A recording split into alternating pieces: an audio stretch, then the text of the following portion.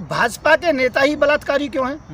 और आरएसएस के नेता ही समलैंगिक क्यों हैं? शादी नहीं करेंगे, पत्नी को छोड़ देंगे, कहेंगे बहुत बड़ी बात है, बहुत बड़ा त्याग है। फिर आप समलैंगिक होने का जो कि वो करते हो। मैं ये कह रहा हूँ समलैंगिक होना ठीक नहीं है, गलत है। और मैं इशारा कर रहा हूँ आरएसएस की तरफ। आज बहन बेटियों की इज्जत जा रही है बीजेपी की राज के अंदर, जहाँ बेटी बचाओ और बेटी पढ़ाओ की बात थी। आपको एक विशेष सूचना दे रहा हूँ कि बहुत जल्दी से जल्दी दिल्ली की सरकार भी गिरने वाली है। केजरीवाल सरकार का चाहे कितना भी पूर्ण बहुमत से ज़्यादा है, परंतु ये सरकार भी गिरने वाली है। इसके लिए 35 करोड़ रुपए का पैकेज तैयार हो गया है विधायकों के लिए, और इसका प्रमाण मैं पूरा दे सकता हूँ यदि सरकार प्रमाण मांगती है तो। और ये बीजेपी की केवल एक करतूत है।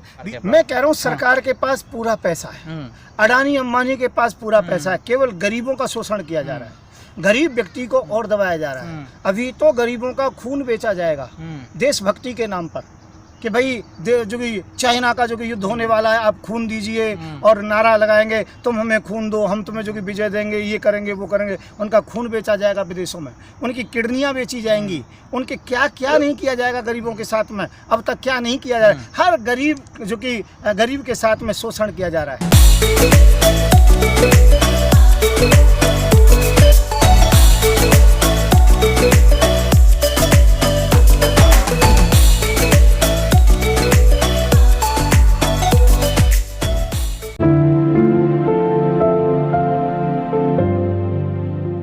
मैं एक ही बात कहना चाहूँगा देशवासियों से कि बीजेपी के लिए सब लोग बहुत शिकायत करते थे, बीजेपी खरीदती नहीं है कुछ भी, रेल बेच दी है, हवाई जहाज़ बेच दिए हैं, इतनी ज़मीनें बेच दी हैं, ये बेच दिया वो बेच दिया।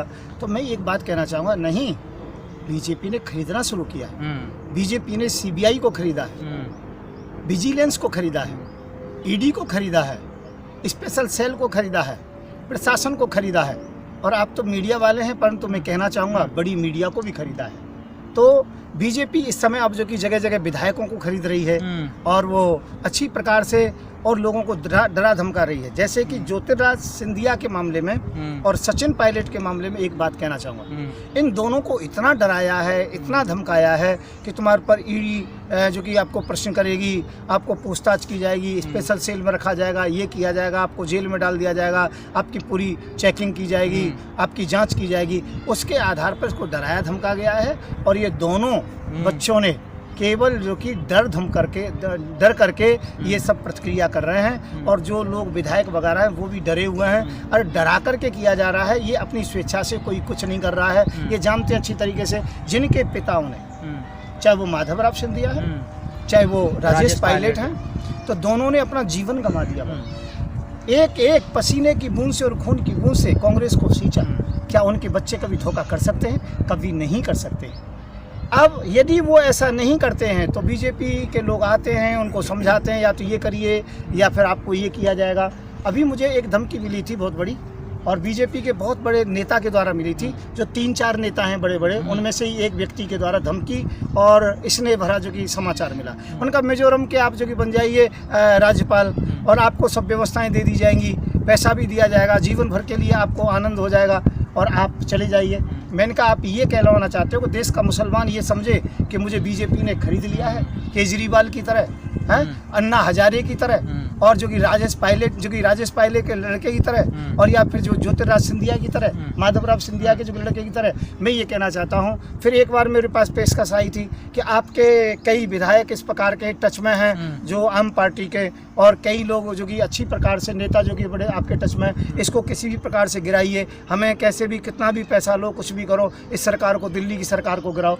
मुझसे कहा है अभी चित्रकूट के अंतर्गत में योगी जी के द्वारा, मैं तो योगी जी की सरकार है तो ये योगी जी कहूँगा मैं, तो योगी जी के द्वारा कितनी बालिकाओं का शोषण हुआ है, कितनी बालिकाएं गर्भवती हुई हैं, कितनी बालिकाएं एड्स से जो कि मरीज जो कि एड्स की जो कि मरीज हुई हैं, तो मरीज पाई गई हैं। तो ये योगी का नहीं है इशारा तो किसका है? कांग्रेस भी तो कम नहीं है ना विधायक खरीदने में। कांग्रेस ने राजस्थान में बीएसपी के 6 विधायक खरीदे ना अभी 1 साल पहले। देखिए मेरी बात सुनिए, इस बात के लिए, इस बात का कोई प्रमाण नहीं है, और मैं कांग्रेस का पक्षधर नहीं हूँ। कोई भी खरीदता है, खरीद फरोख्त करता है, तो मैं उसका जो कि विरोध करता हूँ। और दूसरी बात कहना चाहता हूँ कि राजस्थान के अंतर्गत में जो भी हो रहा है, ये केवल जो कि मोदी और अमित शाह के इशारे से हो रहा है। और दूसरा क्या है, सचिन पायलट और ज्योतिराज सिंधिया मीडिया को दबाया जा रहा है, प्रेशराइज किया जा रहा है, जिस प्रकार से मुझे प्रेशराइज किया गया था कई मामलों के अंतर्गत में।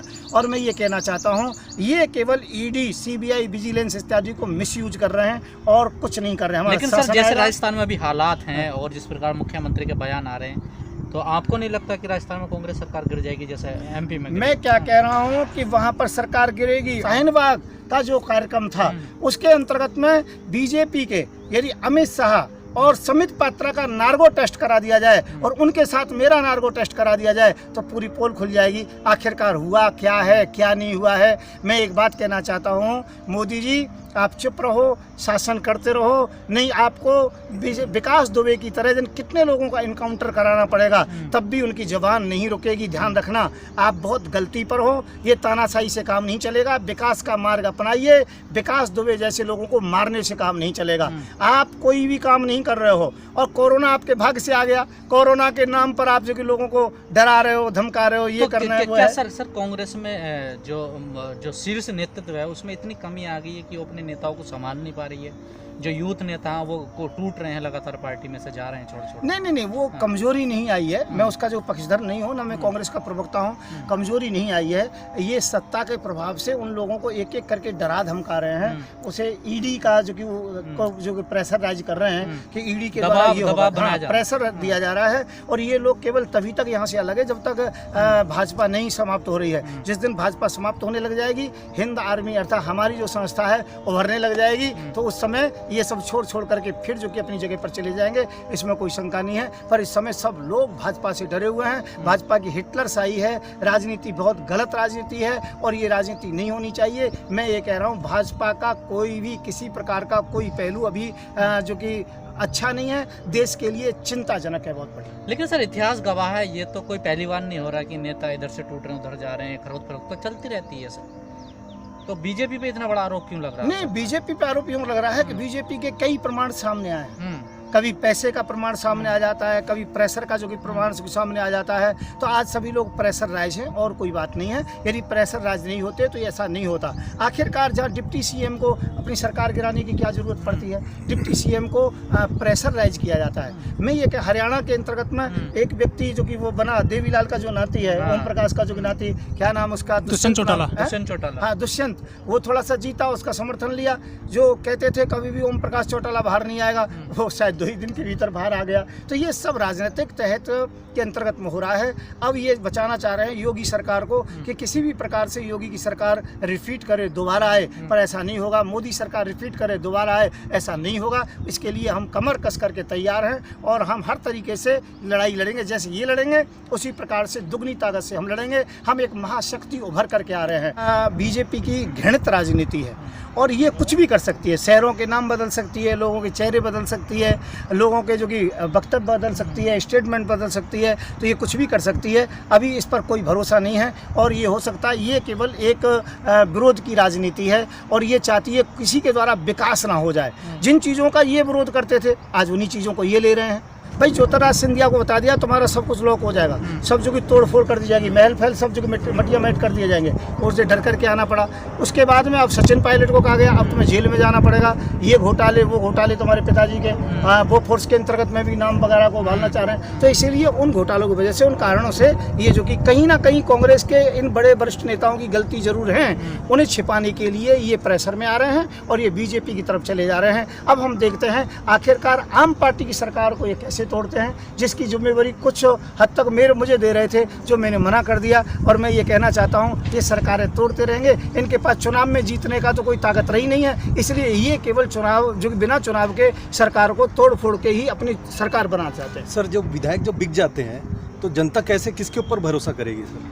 मैं कहता हूँ बिकने वाले लोगों के ऊपर बिल्कुल भी भरोसा नहीं करना चाहिए। वो देश के साथ गद्दारी कर रहे हैं पार्टी के साथ साथ में, तो उन लोगों का जो कि विरोध करना चाहिए और उनको राजनीति से निकाल के फेंक देना चाहिए। जनता यदि दोबारा उन्हें वोट देती है तो ये जनता का कसूर है, उन विधायकों का और उन नेताओं का कसूर नहीं है। मैं ये कहता हूँ बिके हुए कोई भी नेता क्यों हो, कोई ना हो, और दल बदलू कोई भी नेता क्यों ना हो, उनका विरोध जनता को करना चाहिए।